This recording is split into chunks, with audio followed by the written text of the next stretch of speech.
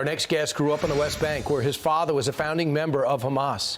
He was groomed to take a senior role before he turned on the terrorist group in prison. Spying for Israel now, converting to Christianity, and ultimately seeking asylum in the U.S. Musab Hassan returns to us now, as he came a few years ago, and now we got more than ever. Musab, it's great to see you.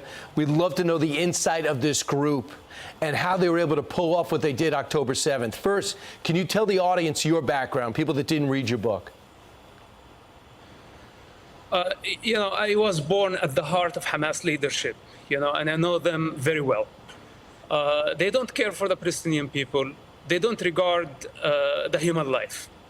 And I saw their brutality firsthand back in 1996 when I spent about a year and a half in Megiddo prison. They killed so many Palestinian people at that time. And this is when I decided that I cannot be together with this movement.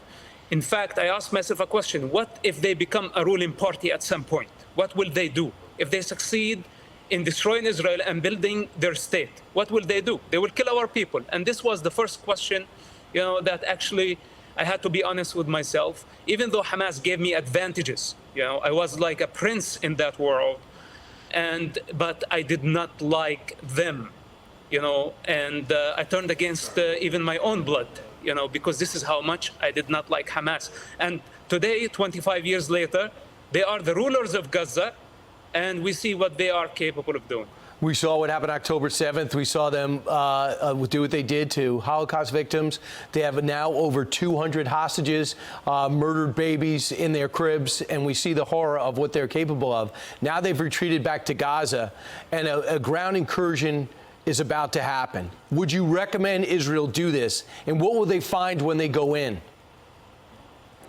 Okay, first of all, we need to evacuate civilians as much as we can. This is an ugly war, and Israel did not start it. Hamas did. First of all, we need to encourage civilians to go into Egypt, possibly women and children, maybe men over 50 years old. These need to get out of the picture. Then the strip need to be cut two pieces, north and south, two parts. The northern part, this is where most of the tunnels are. We need to have a solid siege, okay, for long enough to deplete the enemy and to starve them. After that, we may need to explore using gas. This is sounds horrible, but I don't see any other option. The tunnels are interconnected, and gas could be one of the solutions, but this has to be in the right time. We cannot just rush into Gaza. There is no modern army that is prepared for this type of war. And most importantly, we need to get the civilians out of the picture. As long as there are civilians there, right, then the operation might be incomplete. But Musab, you also say it's almost impossible for us to give aid to the Gaza Strip. $100 million we're about to give them and keep it away from Hamas. Don't you agree that that can't work? Look, after we destroy the tunnels, we need to finish Hamas rule in Gaza Strip. This is priority number one. Then we need to replace the regime. Could be the Palestinian Authority, could be the Egyptian government, could be Arab League force. We need to replace their rule in Gaza. After that, we can talk about aid. But as of now, sending any aid is a mistake. So you also believe that this isn't about the Palestinians fighting for their rights and their sovereignty. What is the real mission of Hamas, and what do they really think of the Palestinian people? Hamas is not a national movement. Hamas is a religious movement with a goal to establish an Islamic state. They don't care for nationalism. Actually, they are against nationalism. With that said,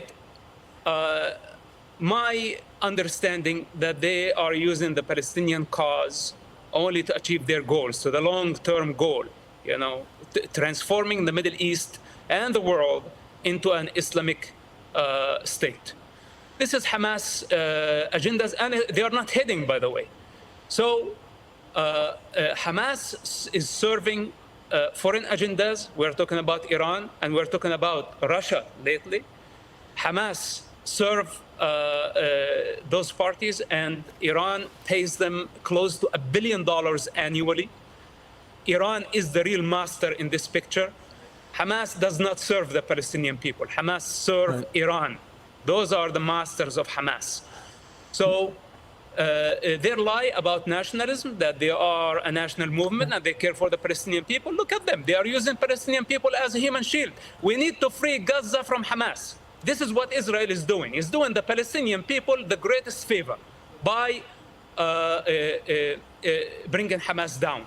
Then the Palestinian people, they just want to live a normal life. They don't want missiles in the most populated area on earth to be launched from under hospitals, from crowded areas, and going suicidal and endangering the life of the entire population of Gaza. Who does that? You've got to be insane to do such an operation. Right. And you're talking about your family that used to your family used to believe that, and you used to believe that that was okay, but you don't. Musab, now, quick exit question. Around the globe, and even in our capital, people are protesting for Hamas. They're saying for the Israel to back off and stop with the airstrikes. Well, what do you say to those protesters? What is about their mindset? Okay, listen, I cannot convince the entire world of truth. Right now, people are emotional. They hate to see children dying. Even though, Hamas is killing the people at the hospital, and we have evidence of that, but they still blame Israel. People can blame whoever they want. But now we have to concentrate. We have to focus. Public opinion is very important, but unfortunately, it's not the time to win the public opinion. It's the time to win the war against the most brutal terrorist organization living today. And later on, when people look back at the situation, they will understand what we were doing. We should not be afraid of the public opinion. We have to explain as much as we can. And you're doing that. But now we have to concentrate on our goals. And Musab, that's why your perspective is so vital and you're unique. You grew up in the Hamas family, you broke from it, and now you're speaking to stop it. Musab Hassan Youssef, thanks so much for what you're doing. Appreciate it.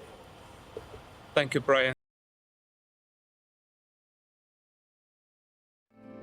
Because the flag still stands for freedom, and they can't take that